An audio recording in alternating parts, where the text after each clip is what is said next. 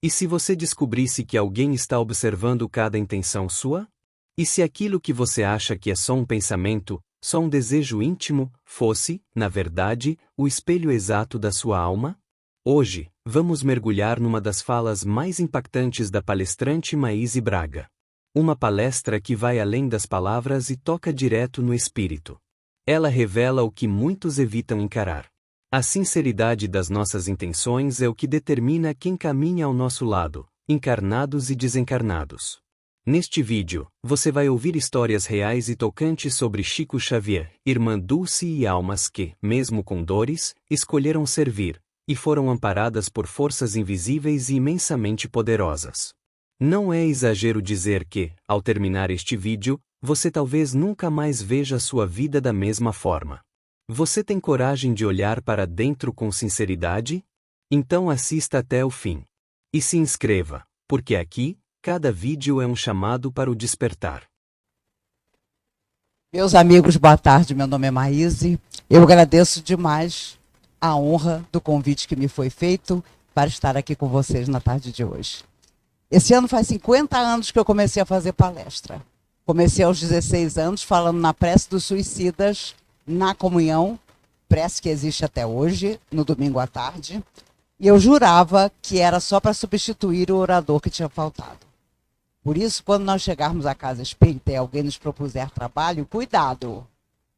Porque quando o seu Mário, fundador da comunhão, perguntou assim à plateia: quem gostaria de substituir o orador que não apareceu? Eu levantei o braço. Eu já não estava bem. E fui até lá e falei os 15 minutos que me foram dados. E até hoje, confesso a vocês, 50 anos depois, eu não lembro o que foi que eu falei. Porque, obviamente, não era eu. E aí, mais tarde, os espíritos amigos me chamaram e me propuseram um trabalho que, se eu insistisse em realizar, eles estariam comigo. Se não, eu seguiria outro caminho e eles não se preocupariam comigo. E como eu, 50 anos depois, continuo, eles também continuam. E é por isso que hoje eu quero falar com vocês sobre a sinceridade das nossas intenções. Porque quando nós chegamos à casa espírita, é sempre uma angústia que nos acompanha. A minha família já era espírita desde a década de 30. Eu queria ser freira. Então, vocês veem que a gente vem com compromisso, mas a gente tenta fugir até o último minuto. Porque, no fundo, nossa alma sabe que o compromisso é para toda a vida. E eu conheci muita gente que tinha compromissos maravilhosos, se afastou deles e a vida nunca mais foi a mesma. Porque a consciência não deixa. Algo em você faz você lembrar que o seu caminho poderia ser muito melhor. Eu confesso, não há felicidade maior do que você cumprir o seu dever. Você pode ser feliz no casamento, pode ser feliz com seus filhos, pode ser feliz na sua saúde, mas não há felicidade maior do que você saber que alguém foi dormir menos angustiado porque a sua palavra o auxiliou. Há muitos anos atrás, uma moça rica chamada Dulce teve o seu compromisso de casamento marcado pelo seu pai. Ela era de uma época em que os pais escolhiam os familiares, aliás, os casamentos. E a família dela tinha dinheiro, o pai tinha um grande amigo que tinha um filho e combinaram então de casarem os seus filhos. A Dulce se casaria com o filho do amigo do pai dela. E eles trocavam cartas, era uma maravilha. Nossa, que maravilha vai ser quando nossos filhos estiverem casados, quando nossos netos nascerem. Mas toda vez que o pai da Dulce olhava para ela, ele percebia que tinha alguma coisa errada.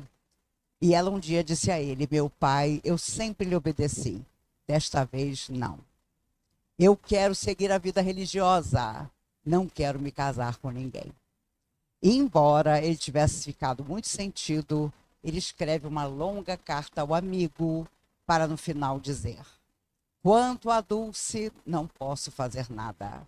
Ela já está decidida. Ela quer tomar o véu da Igreja Católica e o seu filho está completamente liberado para encontrar outra noiva. E Dulce fez isso. Tornou-se freira. Baixinha, cheia de problemas de saúde, mas sabia que tinha uma missão maior, que não era formar uma família, mas tornar todos os outros seres humanos a sua família. Havia um dono de galinhas que alugava um galinheiro dentro do convento onde a irmã Dulce trabalhava e morava. E ele deixou 40 galinhas um dia, dizendo: daqui a 2 semanas eu volto para pegar as minhas galinhas. Mas no meio dessas 2 semanas, a irmã Dulce andou pelas ruas de Salvador e tirou um monte de moradores de rua da rua. Levou para o convento. Mas o problema é que não tinha comida para todo mundo. E ela teve a magnífica ideia de usar as galinhas do galinheiro. Ela botou na panela as 40 galinhas do homem. E quando ele chegou 2 semanas depois, a Madre Superiora, morta de medo, porque ele alugava o galinheiro. E aquilo era dinheiro para o convento. Olha, fale com Dulce. Mas não tem uma galinha lá, está tudo vazio. Converse com Dulce. E ele foi até a irmã Dulce. Irmã Dulce, cadê minhas galinhas? O que aconteceu? Ah, meu amigo, eu tenho uma notícia maravilhosa para você. Elas encontraram o próprio destino. O destino delas era panela. Era alimentar os moradores de rua que nós trouxemos para estar no convento conosco. Veja a felicidade. Elas cumpriram o que estava determinado para elas. E ele quase morreu. Mas não podia fazer mais nada, porque as canjas e sopas já tinham sido há muito tempo produzidas por irmã Dulce e as outras irmãs e alimentado todos os moradores de rua que ela havia trazido. Quando já muito doente, as outras irmãs escutavam um barulho na escada, iam olhar, ela estava lavando as escadas. Irmã Dulce, o que a senhora está fazendo? Ah, eu preciso fazer alguma coisa, senão eu fico pensando em doença. E ela de madrugada lavava as escadas do convento, com meio pulmão. Dr. Bezerra de Menezes, depois da desencarnação de irmã Dulce, contou a Divaldo Franco que ao chegar no mundo espiritual, recém-liberta do corpo, ela conversou com o Dr. Bezerra de Menezes e disse: o senhor poderia me indicar algum trabalho? E o Dr. Bezerra disse a ela: mas quem sou eu para lhe indicar algum trabalho? Escolha o que a senhora quiser. Mas a senhora acabou de chegar da Terra. A senhora mal se recuperou. Ah, mas eu não sei viver sem trabalho. O que o senhor me indica? Não indico nada. A senhora tem toda a liberdade para escolher. E ela então disse: eu quero um trabalho, doutor Bezerra, que ninguém queira. E foi trabalhar com as almas suicidas. Porque até no mundo espiritual, as almas suicidas precisam de ajuda, mas muita gente se recusa a ajudar. Por preconceito, porque a pessoa antecipou a sua volta ao mundo espiritual, porque está em sofrimento, obviamente, principalmente moral, mas lá foi irmã Dulce trabalhar com as almas suicidas. Por isso, essa história que acreditávamos em outra vida de descansar, além da morte física, cai por terra. Porque mal estaremos recuperados e, se Deus quiser, estaremos procurando serviço para continuar a nossa escalada evolutiva. Há muitos anos atrás, Chico Xavier dava aula de catecismo, porque até os 17 anos ele foi da Igreja Católica. E as crianças o adoravam. Imagine o Chico Xavier contando histórias de Jesus. Era imperdível. Mas, sinceramente, quando ele viu Emmanuel e aceitou o compromisso, disse ao padre: Padre, o senhor sempre foi meu amigo, mas agora eu não posso mais estar na igreja e tenho que entregar a minha turminha a outro, porque o senhor mesmo disse que, como espírita, eu não posso mais dar aula de catecismo. Mas as crianças não se conformaram. Ah, não, tio Chico, o senhor vai continuar ensinando para a gente. A gente faz o seguinte, a gente vai para debaixo de uma árvore para escutar as suas histórias. Mas tinha um problema. A maioria das crianças era muito pobre e também ia ao catecismo, porque depois a igreja oferecia um lanche. E o Chico não tinha nem para ele, quanto mais para oferecer um lanche para aquelas crianças. Mas o Chico colocou elas debaixo da árvore e disse, olha, eu não tenho lanche nem para mim, mas já que vocês querem ouvir as histórias, vamos continuar nos encontrando aqui. Mas na hora da prece, o Chico disse, ô espíritos amigos, façam alguma coisa, me ajudem, porque essas crianças estão com fome e eu não tenho como ajudá-las. Bateu um vento que Pedro Leopoldo nunca viu. Uma coisa horrorosa, parecia que o mundo ia acabar. As senhoras que tinham casas em volta começaram a chegar na janela para fechar as janelas, com medo de um temporal. E quando elas olharam aquela árvore, ó Chico, o que você está fazendo com essa criançada embaixo da árvore? Ah, eu estou ensinando o catecismo, porque as crianças não querem deixar de assistir, de escutar as minhas histórias. Mas tem um problema, elas não têm nada para comer. Espera aí que eu tenho um bolo aqui. A outra vizinha, espera aí que eu tenho um biscoito. Espera aqui que eu tenho um pão com manteiga. E a partir daquele dia, as vizinhas ficaram responsáveis pelo lanche. E as crianças maravilhadas continuavam a escutar as histórias de Chico. Quando nós nos dispomos ao bem, podemos não ter nada, mas algo aparece em nossas mãos e em nosso coração, inesperado. E alguém nos ajuda inesperadamente. Eu contava anteontem a história da dona Margarida de Pamerim. Ela tinha 6 amigas ricas como ela. Depois de uma profunda depressão, ela resolveu fundar um trabalho para crianças. As crianças aprendiam uma profissão e à tarde iam para o colégio. Mas eram só 7, ela e as 6 amigas. E não aparecia mais ninguém para ajudar, só as 7. E ela foi até o Chico. Chico, só tem 7, eu e mais 6. A gente tem dinheiro, mas falta voluntário. E o Chico sorridente. O quê, Margarida? Jesus com 12 mudou o mundo? E você acha que com 7 você não vai mudar Ipameri? E ela continuou a tarefa dela. No enterro dela, Ipameri e as cidades em volta, todas compareceram. E o trabalho existe até hoje. E não duvidemos, se nós ficarmos esperando a boa vontade dos outros, não faremos nada. Nem pessoas da nossa família quererão nos ajudar. Vão achar que é uma bobagem, que a gente tem mais coisa que fazer no final de semana. Agora, do outro lado da vida, as coisas vão, com certeza, se complicar. Porque, como Jesus disse, a cada um segundo suas obras. E nos perguntarão o que foi que nós fizemos das oportunidades de trabalho que, com certeza, nós desprezamos. Não tenhamos dúvida disso. Vocês podem me procurar lá, que eu vou estar testemunhando por vocês. Na verdade, o que a espiritualidade, tanto superior como inferior, faz é ver aquilo que nós fazemos. Quantas almas sofredoras eram nossas adversárias e hoje nos respeitam, porque viram que nós realmente nos decidimos ao trabalho. E quantas, apesar de terem problemas conosco de outras vidas, tiveram que admitir que nós estamos melhores. E ou melhoraram conosco, ou se afastaram de nós, seguindo outros caminhos. Porque quem não quer o bem, e se nós fazemos o bem, se afasta de nós.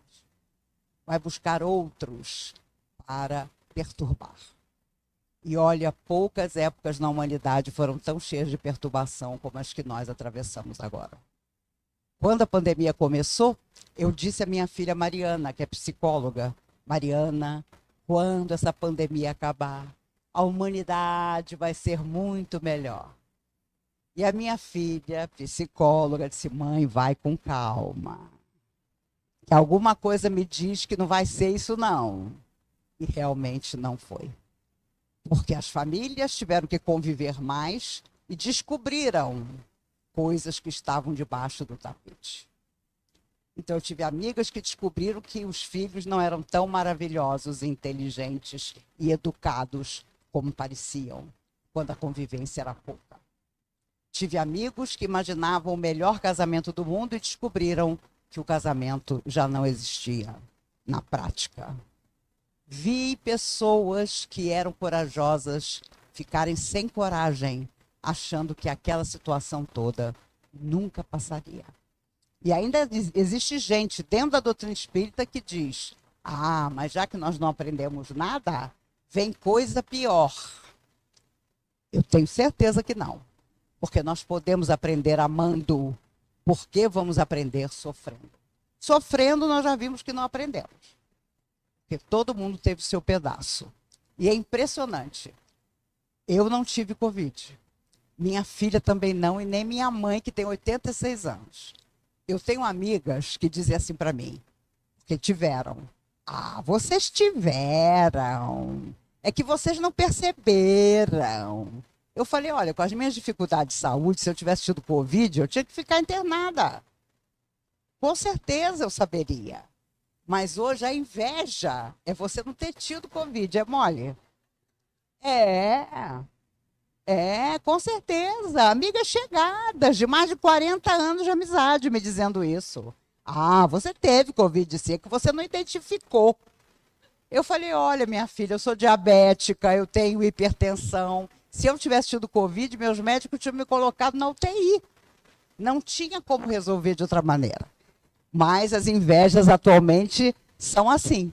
São de coisas ruins que você não teve e a pessoa te inveja pela coisa ruim, imagine pela coisa boa.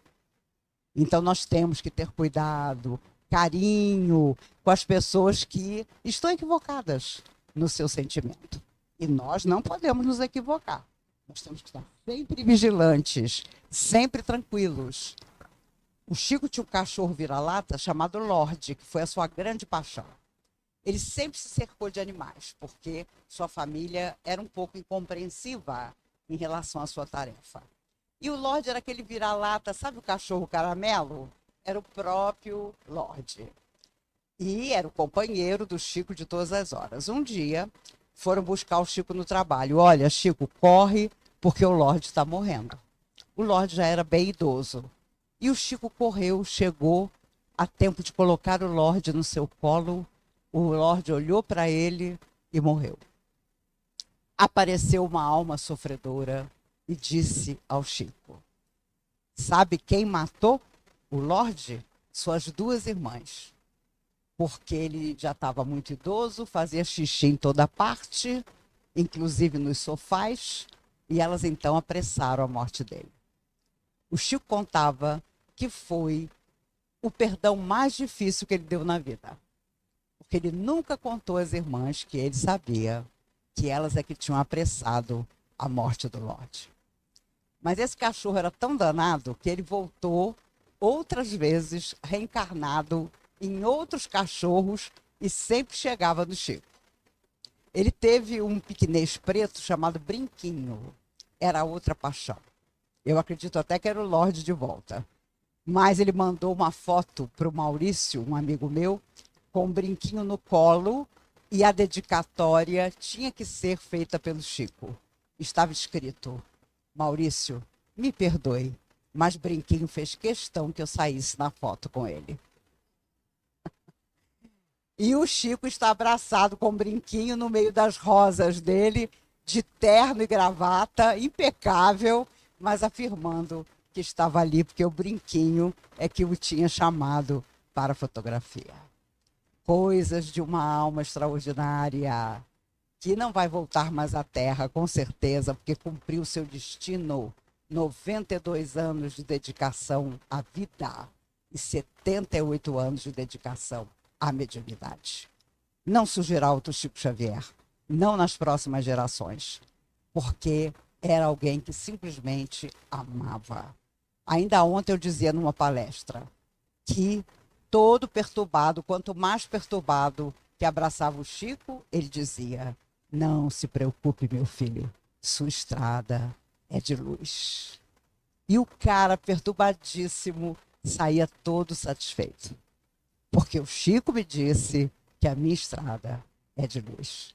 Lembrando que nossa palavra influencia profundamente toda pessoa que nos procura, tanto para o que é bom como para o que não é. Por isso, a sinceridade das nossas intenções mostra quem anda conosco. Não precisamos nos orientar, nem perguntar a um vidente quem nos acompanha. Aquilo que sai de nós mostra quem nos acompanha. Aquilo que irradia de nós para o outro mostra quais são os espíritos que estão a seguir conosco. Uma vez, o Chico estava passando uma grande dificuldade e na hora de dormir, ele se sentou e fez uma prece tão sentida, rogando que os espíritos amigos o ajudassem.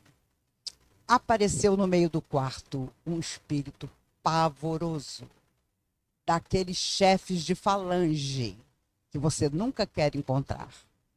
Olhou para o Chico e disse com uma voz de filme de terror: "Você me chamou, Chico Xavier?" E aí ele ouviu a voz de Emmanuel dizendo: "Não diga que você não chamou por ele." Imagine, o seu mentor dizendo isso, o espírito horrível na sua frente. Você tinha feito uma prece.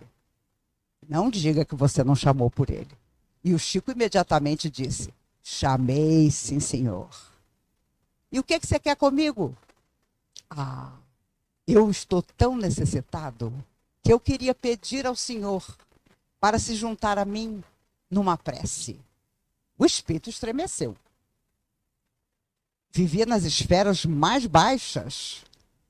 E o Chico continuou: "Eu queria que o senhor pedisse as forças nas quais o senhor acredita. E eu vou pedir as forças nas quais eu acredito. E juntando nossas duas forças, vamos pedir para eu resolver o meu problema." E o espírito enraivecido olhou para ele e disse: Chico Xavier, já tinham me dito que com você era muito difícil." E desapareceu. Toda tentativa que as almas que sofrem e que nós fizemos sofrer tiverem para nos fazer desistir, tentarão. Caberá a nós não permitir que consigam, porque a nossa atitude será reta, digna e nobre. Porque nós estaremos tão ocupados em fazer o que é bom ao semelhante e que não haverá motivo para dormirmos atormentados com situações que a própria vida, deixando o tempo passar, vai solucionar para nós. Precisamos viver assim. É mais do que acreditar no que acreditamos. É viver conforme aquilo que nós acreditamos. E que muitas vezes falta a pessoas de todas as religiões. Mas não deve faltar a nós espíritas que nos dizemos tão enamorados das coisas espirituais. Se acreditamos que a vida é eterna, que somos imortais, que todo bem que fizermos voltará para nós, a nossa atitude tem que ser a melhor, a mais alta, a mais positiva. Claro que haverá dias difíceis, os dias de perda, os dias em que nós não nos conformarmos com o nosso destino, mas poderemos mudar o nosso destino. E muitas vezes o nosso destino é o passado que ainda está dentro de nós. Vamos corrigi-lo trabalhando e servindo. Há uma história que o Chico Xavier psicografou há muitos anos atrás, que é a história de um cavaleiro chamado D'Arsonval. E ele dizia que de tudo que ele havia psicografado era a sua história favorita.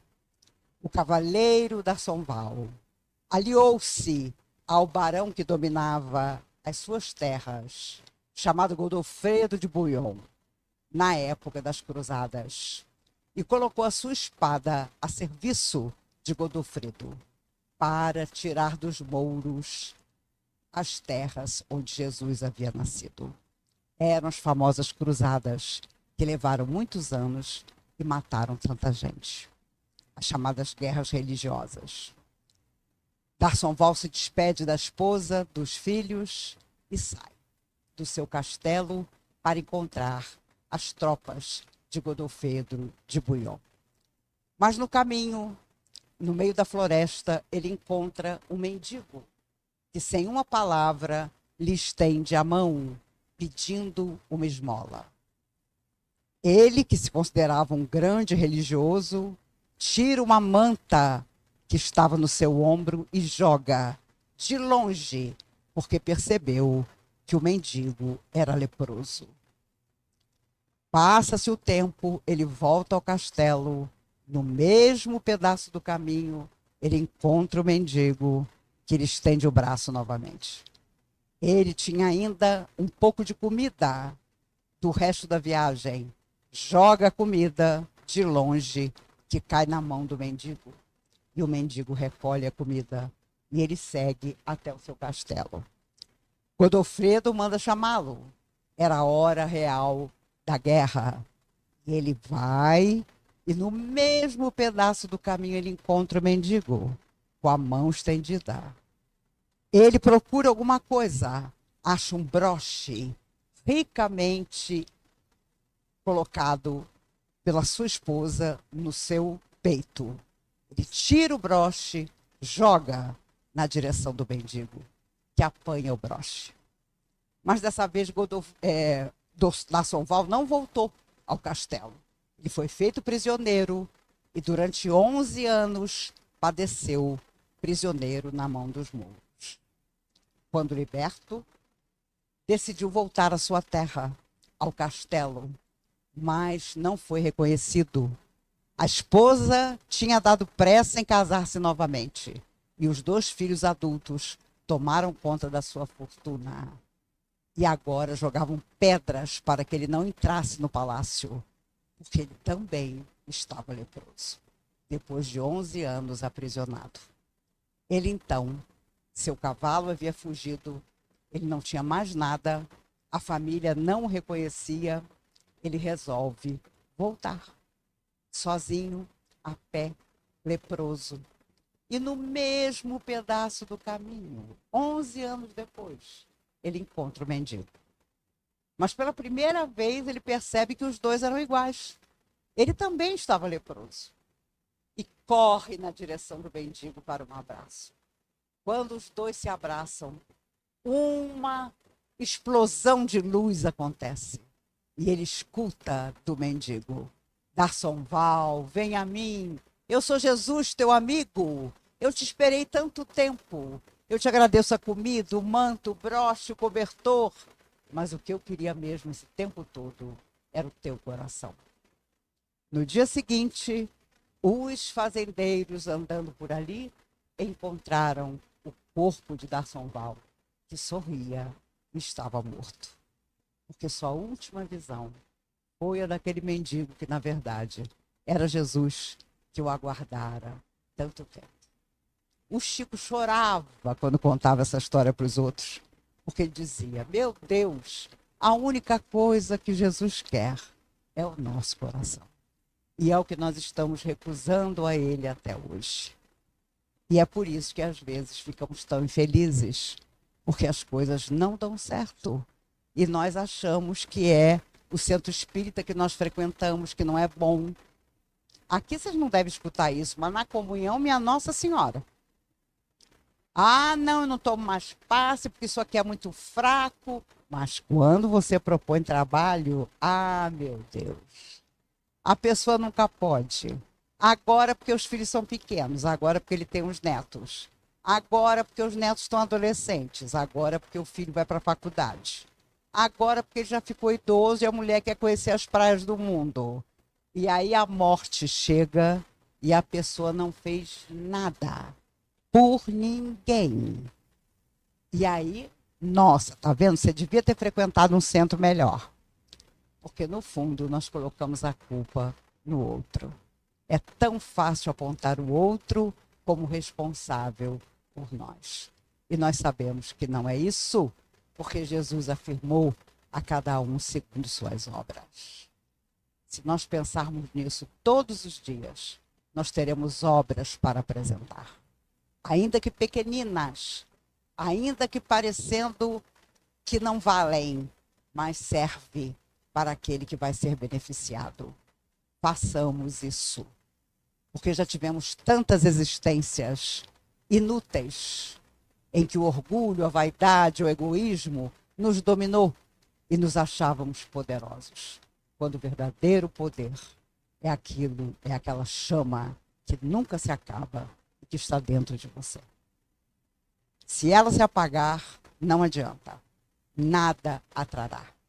Podemos chamar de fé, podemos chamar de coragem, podemos chamar de decisão, não importa o nome, mas precisamos tê-la sempre dentro de nós. Porque é ela que nos faz superar tudo que ainda vai nos acontecer. Porque essa é a existência dos resgates, dos reencontros que nós negamos e recusamos durante tantas vidas e que agora nos procuram. Essa é a existência de encontrar a família que nós mesmos criamos para nós. Família, às vezes, incompreensiva. Eu me recordo uma vez, um senhor que, depois de uma palestra, disse assim para mim: a senhora é muito exagerada. Porque a senhora diz que toda família tem um resgate para fazer. E eu, minha mulher, somos super felizes. E os 3 filhos homens que eu tenho são maravilhosos. Nunca houve problema nenhum entre nós. O senhor é um homem feliz. O senhor está me dizendo que nunca teve problema. O senhor é uma raridade. O homem virou as costas e saiu. Um amigo espiritual muito querido disse para mim: ele aguarde as noras que ele vai ter.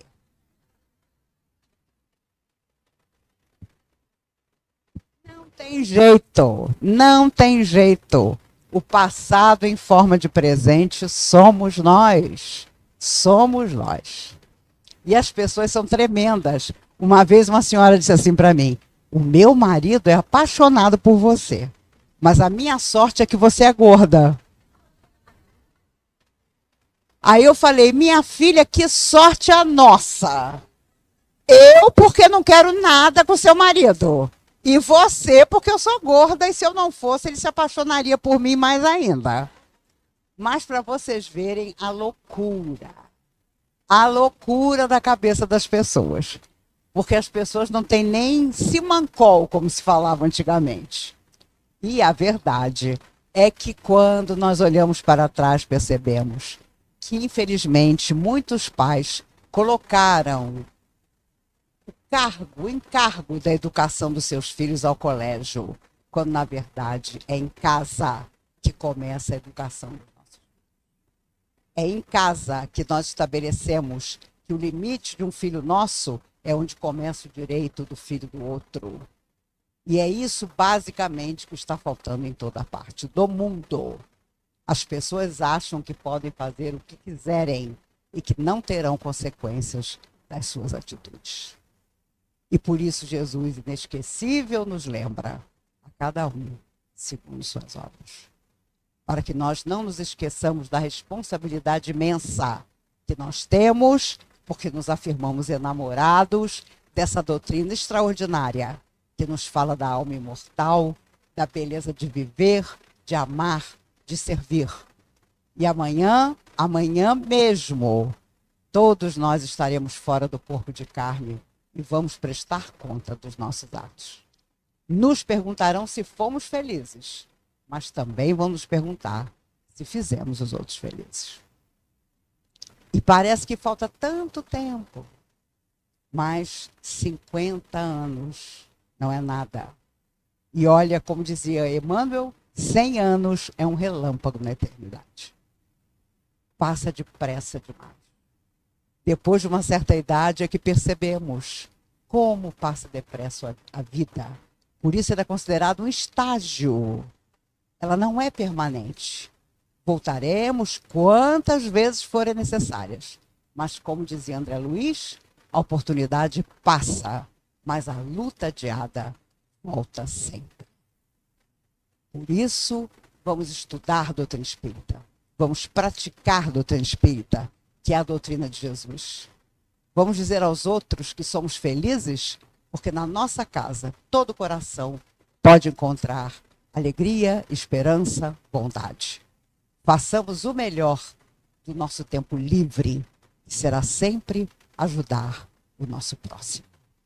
Caridade, onde estiveres, lenindo as dores de alguém, onde sirvas, onde fales, Jesus estará também. Eu agradeço demais por estar hoje aqui com vocês, nesse ano em que faz 50 anos que eu tremi fazendo a pequena palestra e achando que nunca mais ia fazer outra. Por isso, procurem nossos amigos, se voluntariem para o trabalho.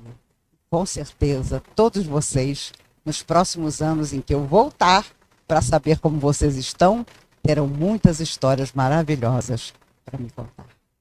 Que Jesus nos guarde, que nos abençoe. Agradeço a honra de ter estado com vocês e que um dia, no outro lado da vida, nos reconheçamos como fiéis servidores de Jesus. Essa será a nossa maior felicidade. Muito obrigada. A vida passa rápido demais. Maíse Braga lembra. 100 anos é um relâmpago na eternidade. E quando o corpo cair, você será confrontado com uma única pergunta. O que você fez com as oportunidades que teve? Não haverá desculpas, nem distrações. Só você, sua consciência e as intenções que guiaram sua jornada. Muitos dirão que não tiveram tempo, que a vida foi difícil, que a família não apoiava. Mas o tempo da desculpa está acabando. A sinceridade com que você ama, serve e trabalha é o que vai te salvar. Não importa se você tem pouco, se está cansado, se ninguém vê, o plano espiritual vê tudo. Maíse termina dizendo: um dia, do outro lado, vamos nos reconhecer como fiéis servidores de Jesus. E esse será o nosso maior tesouro. Então, se essa mensagem tocou algo em você, não ignore. Compartilhe com alguém que precisa desse chamado. Deixe nos comentários o que ficou no seu coração. E siga conosco nessa jornada, o despertar é agora.